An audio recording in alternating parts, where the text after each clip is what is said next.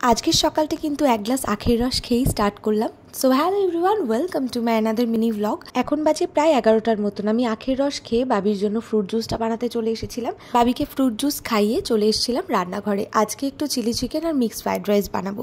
অনেকদিন ধরেই না চিলি চিকেন খাওয়ার ক্রেভিং হচ্ছিল। আমি যতই রেস্টুরেন্টের খাবার খেতে পছন্দ করি না কেন, আমার কিন্তু চিলি চিকেনটা রেস্টুরেন্টে একদমই খেতে ইচ্ছা করে না। আমার বাড়িতে বানানো চিলি চিকেনটাই বেশি ভালো লাগে। যাই হোক, চিকেনগুলোকে ভালো করে ধুয়ে নিয়ে চলে এসেছি চিকেনটাকে ম্যারিনেট করতে। আর যেহেতু আমার ডিমের হাত ছিল, তাই মাকে বলছিলাম একটু কর্নফ্লাওয়ার অ্যাড করে দাও। তো এই মা এখানে আস্তে আস্তে কর্নফ্লাওয়ার অ্যাড করছিল, আমি মেখে নিচ্ছিলাম। দেন ম্যারিনেট করার পর বেশ কিছুক্ষণ রেখে আমি চিকেন পকোড়াগুলো ভাজতে বসিয়ে দিয়েছি।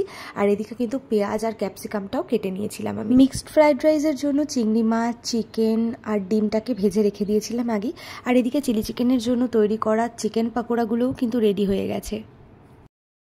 এদিকে আমার চিলি চিকেন রান্না করা কমপ্লিট, ঢেকে রেখে দিলাম। আর এদিকে মা বসিয়ে দিয়েছে ভাতের জন্য জল। আর এই ওভেনটা আজকে আমাদের বসানো হয়েছে নতুন, সেই জন্য না এত দেরি হয়ে গেছে রান্না করতে। এখন প্রায় 2টো বেজে।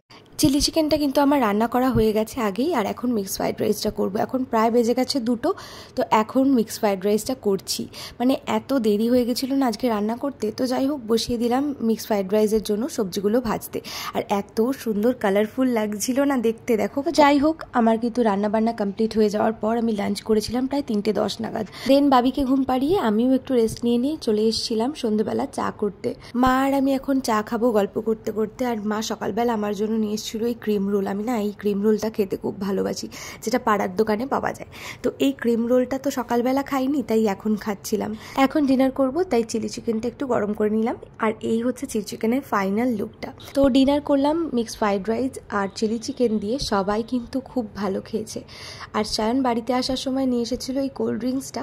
তো রাত্রিবেলা কিন্তু খাওয়া দাওয়ার পর কোল্ড ড্রিঙ্কসটা খেতে খেতে আজকের ব্লগটা এখানেই এন্ড করছি। দেখা হচ্ছে নেক্সট মিনি ব্লগে। টিল দেন ভালো থেকো, সুস্থ থেকো। সবাইকে জানাই শুভরাত্রি। বাই।